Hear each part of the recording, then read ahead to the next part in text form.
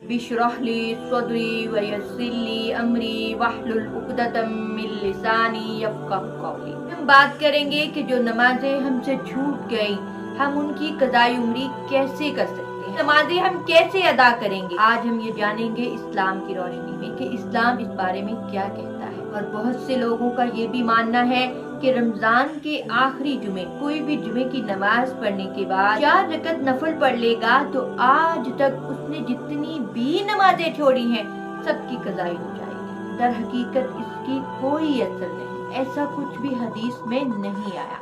और जो चीज हदीस या कुरान में नहीं है हम उसको फॉलो नहीं कर सकते। और कुछ का मौक़िफ़ ये है कि जितनी भी नमाजें हमसे छूट गई, अगर 5 साल की छूट गई, 10 साल की, 15 साल की, 20 साल की, तो वो उतनी फर्ज नमाजों को गिनेंगे और वो उसकी तादाद रोज पूरी करेंगे।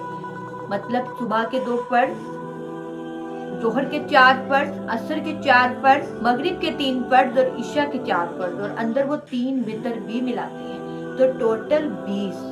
ये 20 रखते उसे रोज अदा करनी होगी अपनी नमाज के साथ। तो अगर हम ये बात किसी भी इंसान को बताएंगे तो एक दफा वो बहुत मुश्किल में पड़ जाएगा और उसके लिए बहुत ही ज्यादा मुश्किल बन जाएगी, बल्कि वो नमाज अदा करने की बजाय दूर भागेगा कि ये तो बहुत ज्यादा बर्डन हो गया मुझ पे, मैं कैसे अदा करूंगा। लेकिन उनका कहना है कि अगर ये 20 रखते नहीं अदा होंगी तो वो छुटकारा नहीं पा सकते। लेकिन तौबा ही सबसे बेहतरीन अमल है।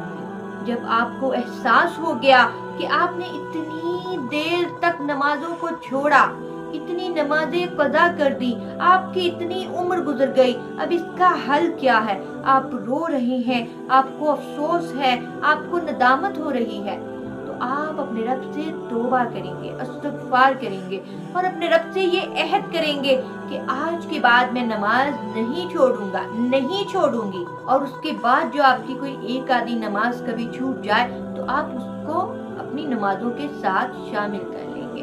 दर हकीकत इसका असर रास्ता तौबा है, तौबा नसूह, ऐसी तौबा कि जिसके बाद कभी कोई गुनाह ना हो। मुस्लिम में हदीस है 6579, आप सल्लल्लाहु अलैहि वसल्लम ने फरमाया कि वो नेक अमाल जिससे इंसान के पिछले तमाम गुनाह माफ हो जाते हैं वो कौन से हैं। सबसे पहले नंबर पर ईमान लाने से भी तुम्हारे पिछले तमाम गुनाह माफ हो जाएंगे। दूसरा हज, हज करने से भी तुम्हारे पिछले तमाम गुनाह माफ हो जाएंगे। तीसरा अल्लाह की राह में हिजरत करने से भी तुम्हारे पिछले तमाम गुनाह माफ हो जाएंगे। तो ये वो अमाल है जिससे हमारे पिछले तमाम गुनाह माफ हो जाएंगे। अल्लाह पाक कुरान पाक में फरमाते हैं, रुजू करो अपने रब की तरफ और नमाज कायम करो और मुशरिक में से ना हो जाना।